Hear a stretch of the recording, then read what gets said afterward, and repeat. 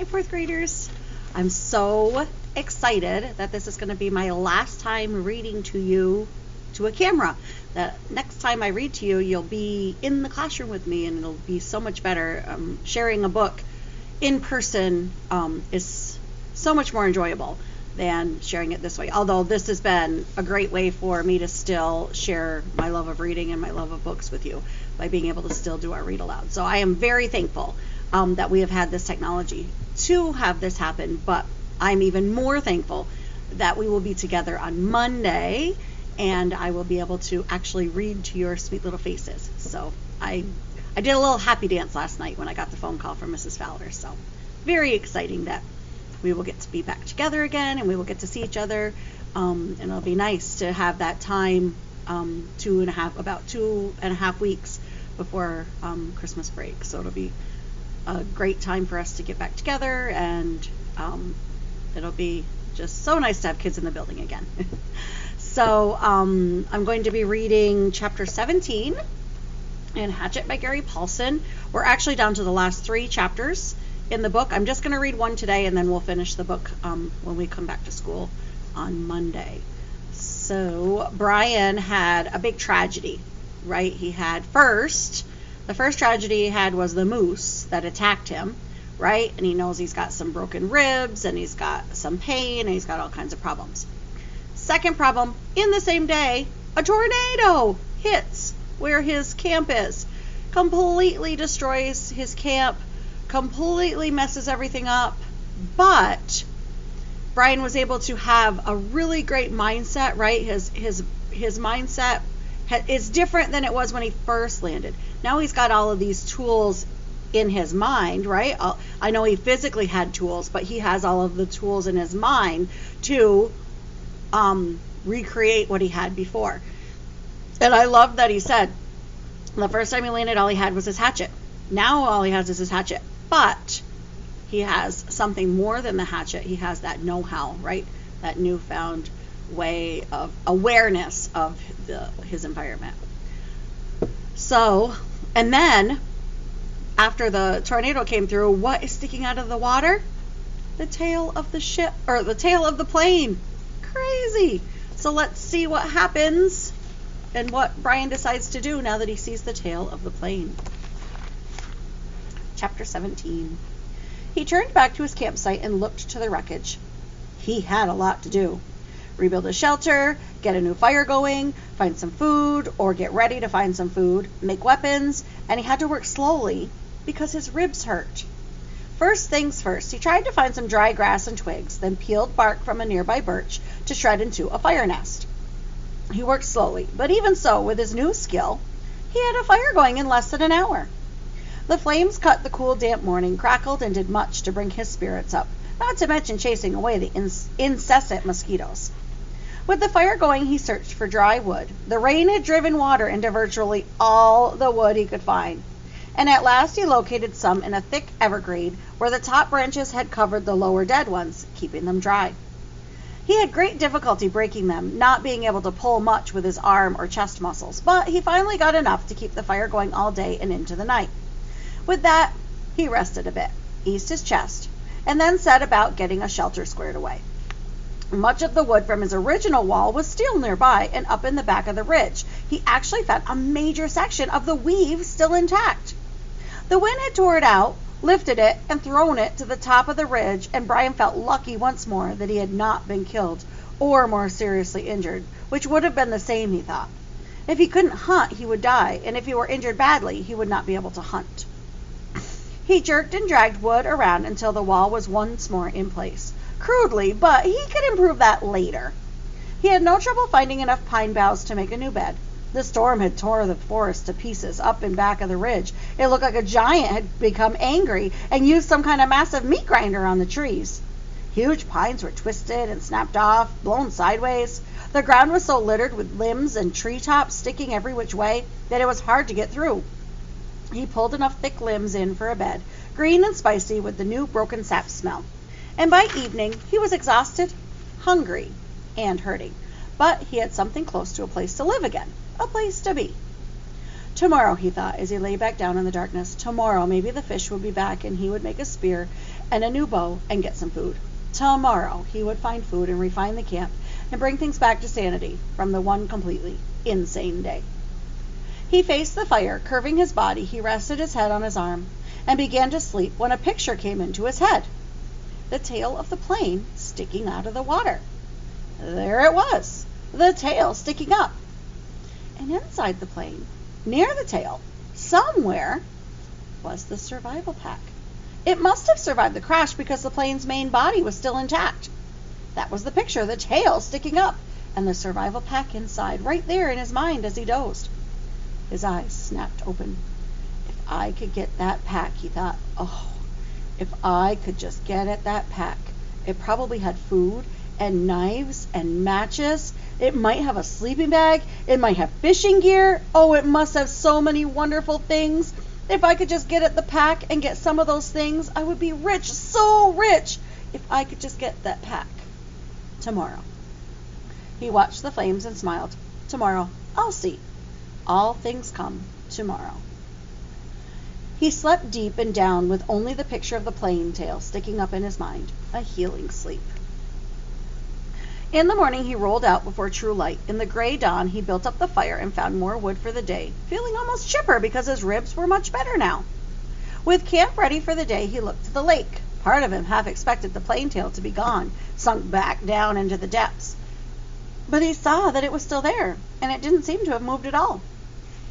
He looked down at his feet and saw that there were some fish in his fish pen looking for tiny bits of bait still left from before the wind came. He fought impatience to get on the plane project and remembered what he had learned.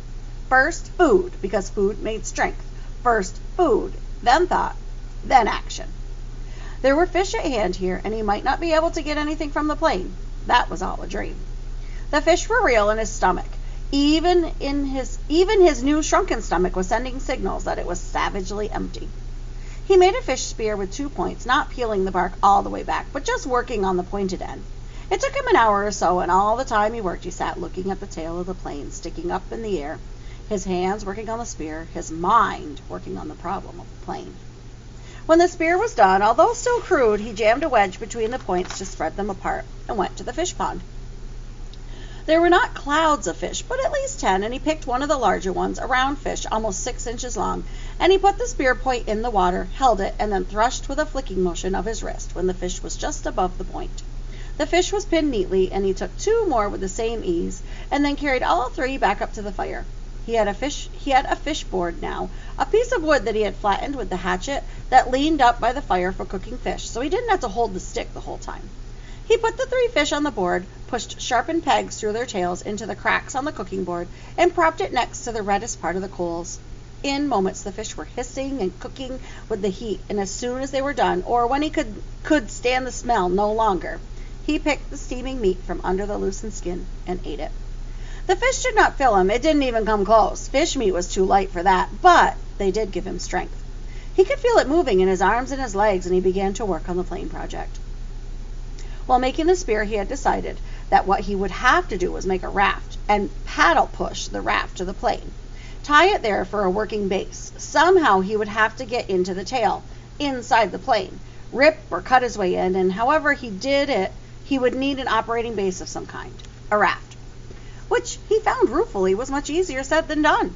There were plenty of logs around. The shore was littered with driftwood, new and old, tossed up and scattered by the tornado, and it was a simple matter to find 4 of them about the same length and pull them together. Keeping them together? Now that was the problem. Without rope or cross pieces and nails, the logs just rolled and separated. He tried wedging them together, crossing them over each other. Nothing seemed to work, and he needed a stable platform to get the job done.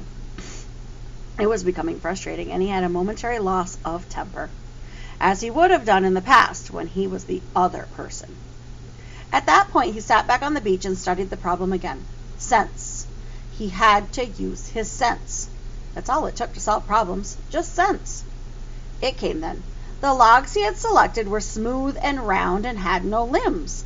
What he needed were logs with limbs sticking out, that he could cross the limbs of one leg over the limbs of the cross the limbs of one log over the limbs of the other, and kind of weave them together as he had done his wall. the food shelf cover, and the fish gate. He scanned the area above the beach and found 4 dry tree tops that had been broken off by the storm. These had limbs, and he dragged them down to his work area at the water's edge and fitted them together. It took most of the day. The limbs were cluttered and stuck any which way, and he would have to cut one to make another fit, and then cut one from the other log to come back to the first one. Then still another from the third log would have to be pulled in. But at last, in the late afternoon, he was done, and the raft, which he called Brush Pile, one for its looks, hung together even as he pulled it into the water off the beach. It floated well, if low in the water, and in the excitement he started for the plane. He could not stand it, but would have to swim alongside. He could not stand on it, would have to swim alongside. He was out to chest depth when he realized he had no way to keep the raft at the plane. He needed some way to tie it in place so he could work from it. And for a moment he was stymied. He had no rope, only the bowstring and the other cut shoestring in his tennis shoes, which were by now looking close to dead, his toes showing at the tops. Then he remembered his windbreaker and found the tattered part he used for an arrow pouch. He tore it into narrow strips and tied them together to make a rope or tie down about 4 feet long. It wasn't strong, and he couldn't use it to pull a Tarzan and swing from a tree, but it should at least hold the raft in place. Once more he slid the raft off the beach and out into the water until he was chest deep. He had left his tennis shoes in the shelter, and when he felt the sand turn to mud between his toes, he kicked off the bottom and began to swim. Pushing the raft, he figured, was about like trying to push an aircraft carrier. All the branches that stuck down into the water dragged and pulled, and the logs themselves fought any forward motion. And he hadn't gone 20 feet when he realized it was going to be much harder than he thought to get the raft to the plane. It barely moved, and if he kept going this way, he would just about reach the plane at dark. He decided to turn back again, spend the night, and start early in the morning. And he pulled the raft once more onto the sand and scraped it dry with his hand. Patience. He was better now, but impatience still grounded him a bit, so he sat at the edge of the fish pond with the new spear and took 3 more fish, cooked them, and ate them up, which helped to pass the time until dark. He also dragged in more wood, endless wood, and then relaxed and watched the sun set over the trees in back of the ridge. West, he thought. I'm watching the sun set in the west. And that way was north, where his father was, and that way east, and that way south, and somewhere to the south and east his mother would be. The news would be on the television. He could visualize more easily his mother doing things than his father because he had never been to where his father lived now. He knew everything about how his mother lived. She would have the small television on in the kitchen counter and be watching the news and talking about how awful it was in South Africa, or how cute the baby in the commercial looked, talking and making sounds, cooking sounds. He jerked his mind back to the lake. There was great beauty here, almost unbelievable beauty. The sun exploded the sky, just blew it up with the setting color, and that color came down into the water of the lake, lit the trees. Amazing beauty, and he wished he could share it with somebody and say, look there, and over there, and see that? But even alone it was beautiful, and he fed the fire to cut the night chill. There it is again, he thought, the late summer chill to the air, the smell of fall. He went to sleep thinking of a kind of reverse question. He did not know if he would ever get out of this, could not see how it might be. But if he did somehow get home and go back to living the way he had lived, would it be just the opposite? Would he be sitting watching television and suddenly think about the sunset up in back of the ridge and wonder how the color looked in the lake? Sleep. In the morning the chill was more pronounced, and he could see tiny wisps of vapor from his breath. He threw wood on the fire and blew until it flamed, then banked the flames to last and went down to the lake. Perhaps the air was so cool, the water felt warm. Perhaps because the air was so cool, the water felt warm as he waded in. He made sure the hatchet was still at his belt and the raft still held together, then set out pushing the raft and kicked swimming toward the tail of the plane. As before, it was very hard going. Once an eddy of breeze came up against him and seemed to be standing still, and by the time he was close enough to the tail to see the rivets in the aluminum, he had pushed and kicked for over 2 hours. Was nearly exhausted and wished he had taken some time to get a fish or two and have breakfast. He was also wrinkled as a prune and ready for a break. The tail looked much larger when he got next to it, with a major part of the vertical stabilizer showing, and perhaps half of the elevators. Only a short piece of the top of the fuselage, the plane's body, toward the tail was out of the water, just a curve of aluminum, and at first he could see no place to tie the raft. But he pulled himself along the elevators to the edge, to the end, and there he found a gap that went in up by the hinges where he could feed his rope through. With the raft secured, he climbed on top of it and lay on his back for 15 minutes, resting and letting the sun warm him. The job, he thought, looked impossible. To have any chance of success, he would have to be strong when he started. Somehow he had to get inside the plane. All openings, even the small rear cargo hatch, were underwater, so he couldn't get at them without diving and coming up inside the plane, where he would be trapped.